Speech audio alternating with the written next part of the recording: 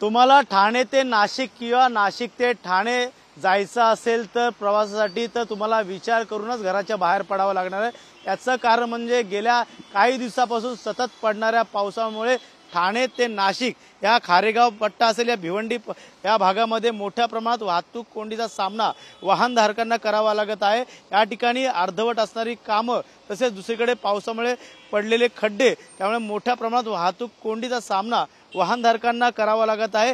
गेल्या अनेक वर्षापासून या रस्त्याचं काम जे ते सुरू आहे, मात्र ज्या पद्धतीने रस्त्याचं काम व्हायला पाहिजे त्या पद्धतीचं काम या ठिकाणी होताना दिसत नाही। तर दुसरीकडे मुख्यमंत्री एकनाथ शिंदे यांनी देखील खड्डे ज्या ठिकाणी असेल ते बुजवण्याचे आदेश दिले, मात्र PWD सार्वजनिक बांधकाम विभाग असेल, MMSRDC MMRD असेल या ठिकाणच्या याकडनं कुठल्याही प्रकारचे खड्डे पाहिजे तसे बुजवताना दिसलेले नाहीये। मात्र मोठ्या प्रमाणात खड्डे पडल्यामुळे वाहतूक कोंडीचा सामना देखील वाहनधारकांना करावा लागतोय।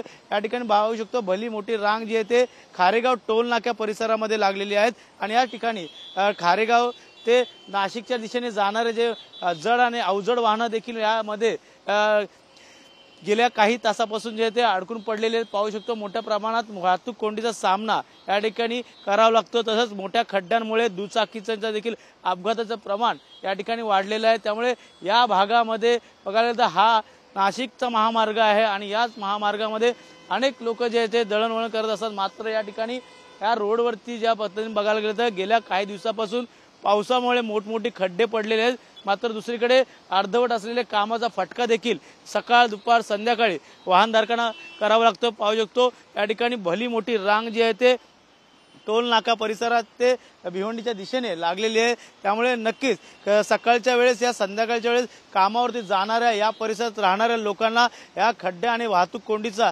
सामना करावा लागतो। त्यामुळे नक्कीच मोठा त्रास या वाहनधारकांना होत आहे। त्यामुळे लवकरात लवकर खड्डे कधी बुजतील आणि हा रस्ता जो आहे ते पूर्वपदावरती कधी येईल हे देखील आता पाहणं गरजेचं राहणार आहे। मात्र सध्या तरी परिस्थिती पाहता या भागातले काम जे आहे ते रखडलेले अवस्थेत दिसून येतात। या पद्धतीने ज्या कामं केली आहेत त्यामुळे बाजूचा जो डांबरी रस्ता आहे त्या ठिकाणी मोठे खड्डे जे पडले, त्यामुळे नक्कीच ठाणे ते नाशिकला जाण्यासाठी तुम्हाला घराबाहेर पडताना विचार करूनच घराबाहेर पडावं लागणार आहे। त्यामुळे येणाऱ्या काळात मुख्यमंत्री असतील या इतर मंत्री असतील या भागातनं दौरे असतात। त्यामुळे नक्कीच हा रस्ता लवकरात लवकर वाहतूक कोंडीपासून कधी मुक्त होणार हे देखील आता पाहणं गरजेचं राहणार आहे। त्यामुळे मिलिंद सह गणेश सुराट, TV9 मराठी, ठाणे।